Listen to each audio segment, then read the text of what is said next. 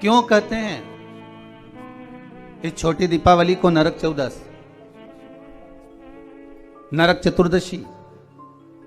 क्यों कहते हैं कि कार्तिक महीने में कृष्ण पक्ष की जो चतुर्दशी है वो नरक चतुर्दशी कहलाती है?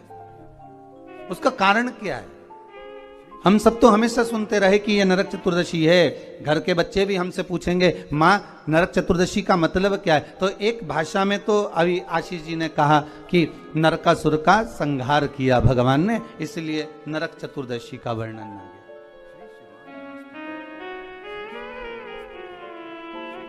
केवल एक नरकासुर का संहार करने पर नरक चतुर्दशी का महत्व वर्णन हो, पर हमारे शास्त्र, हमारे वेद, हमारे पुराण हमें जो वर्णन करते हैं महाराज, एक सुंदर नगरी में रांतिदेव नामक का एक राजा निवास कर रहा है। बड़ा सुंदर भाव है महाराज उस रांतिदेव का।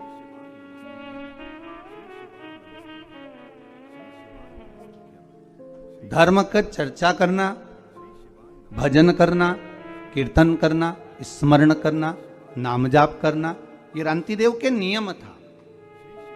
धर्म से पीछे कभी नहीं हटा, क्योंकि मानव का यदि शरीर मिला है, मनुष्य की देह मिली है, तो मानव का शरीर अगर प्राप्त हुआ है तो हम क्यों ना धर्म से जुड़कर चलें? हम क्यों ना सत्कर्म करें? हम क्यों ना भगवत चर्चा करें? हम क्यों ना भगवत स्मरण करें? अगर मानव का शरीर मिला है तो बड़ी मुश्किल से प्राप्त होता है महाराज। 84 लाख योनियों में केवल एक मानव का शरीर ही है जिसके माध्यम से हम पूर्व के कर्म का भोग लेते हैं और भगवान का भजन कर कर उस कर्म को हम काट भी लेते हैं। केवल एक मानव का शरीर, केवल एक मनुष्य की देह। आस्था चैनल के माध्यम से जितने श्रोता भाई बहन कथा को श्रवण कर रहे हैं, आस्था चैनल के माध्यम से जितने भाई बहन कथा श्रवण कर रहे हैं, सुन रहे हैं, या फेसबुक यूट्यूब पर इस कथा का रसास्वादन आप ग्रहण कर रहे हैं, तो उसका महत्व समझे कि मानव का जो शरीर मिला बड़ा मुश्किल से मिला है। 84 लाख योनियां महाराज, पत्नी हर योनि में प्राप्त होगी। आप जो बनकर जन्मेंगे वो उस समय पर पत्नी भी मिलेगी। आप जिस योनि में प्राप्त होंगे उस योनि में आपके बच्चे भी होंगे। हर योनि में कुटुंब भी होता है, कबीला भी होता है, पत्नी भी होती है, पति भी होता है, बच्चे भी होते हैं। हर योनि में आपको सब कुछ मिलेगा। खाने को भी प्राप्त होगा, पानी पीने को भी मिलेगा, आपको रहने के लिए कोई क्वार्टर, कोई घर, जहां अस्तबल आदि जिस योनि में हम हैं उसमें कुछ ना कुछ आपको रहने के लिए भी प्राप्त होगा। पर हर योनि में बच्चे भी मिलेंगे, पत्नी भी मिलेगी, पति भी मिलेगा, कुटुंब कबीला भी मिलेगा, भोजन करने को अन्न भी मिलेगा, या अन्न भाग जो आप खा सकते हो वो मिलेगा, पीने के लिए जल भी मिलेगा, रहने के लिए आपको भवन भी मिलेगा। आप जहां रहने का है वो सब प्राप्त होगा, प्रत्येक योनि में प्राप्त होगा, प्रत्येक योनि में। बस एक चीज प्राप्त नहीं होगी, वो क्या महाराज? भगवान की सेवा, भजन, पूजन, स्मरण और भगवत नाम की चर्चा। इसलिए कलयुग केवल नाम आधारा और सुमर सुमर नर उतरहि पारा। कली काल में नाम की आधारशिला को रखा, इसलिए कहा केवल एक मानव का शरीर है जो कर्म के भोग को भोगते हुए, हमारे कर्म के भोग को मिटाते हुए, भोगते हुए भगवत स्मरण की ओर अग्रण्य बढ़ा देता है, आगे बढ़ा देता है, भगवान के नाम की ओर आगे लेकर चलेगा। महाराज इसलिए शायद कहा कि मिलती है राम नाम की दौलत कभी कभी। भगवान का स्मरण बड़ा कठिन। सारी योनियों में परिवार, पति पत्नी, बच्चे, कुटुंब, कबीला सब मिलेगा, पर नहीं मिलेगा तो राम नाम, कृष्ण नाम, शिव नाम, भजन, कीर्तन, ये नहीं मिलने वाला। ये बड़ा मुश्किल से मिलता है। रांतिदेव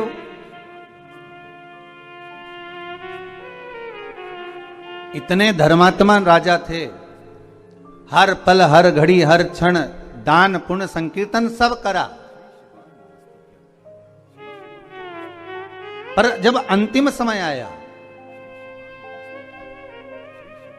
नरक चतुर्दशी का महत्व समझ रहे हैं अपन। आज नरक चतुर्दशी का आज का जो महत्व है वो समझ रहे हैं।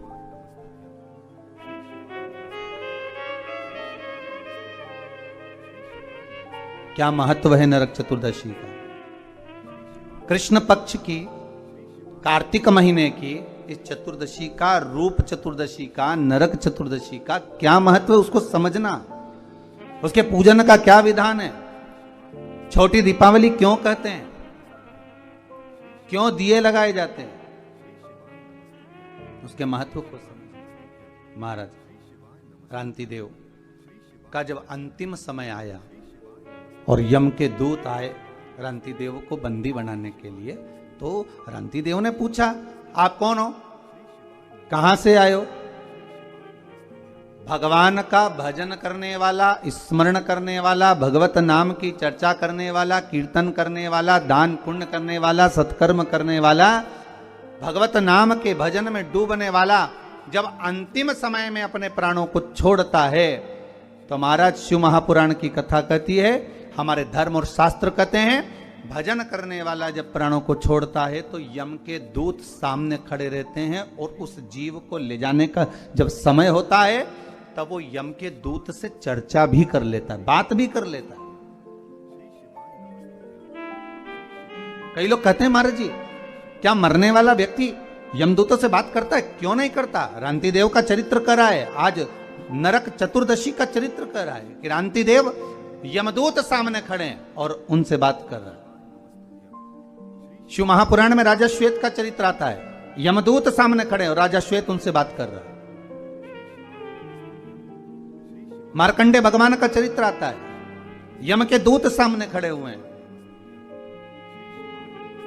और वो उनसे बात कर रहे हैं। क्यों नहीं हो सकता महाराज? अरे मुख में हो राम नाम, राम सेवा हाथ में, और तू अकेला नाही प्यारे, राम तेरे साथ। कि जिंदगी की बागडोर हाथ दीना नाथ के, वो महलों में राखे चाहे झोपड़ी का।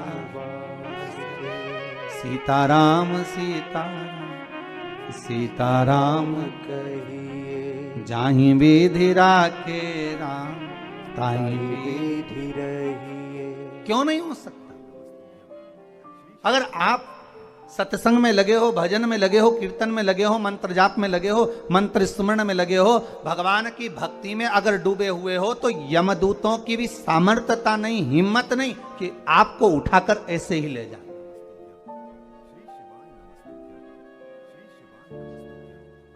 यमदूतों की भी सामर्थ्यता नहीं कि वो आपको उठाकर ले जाएं।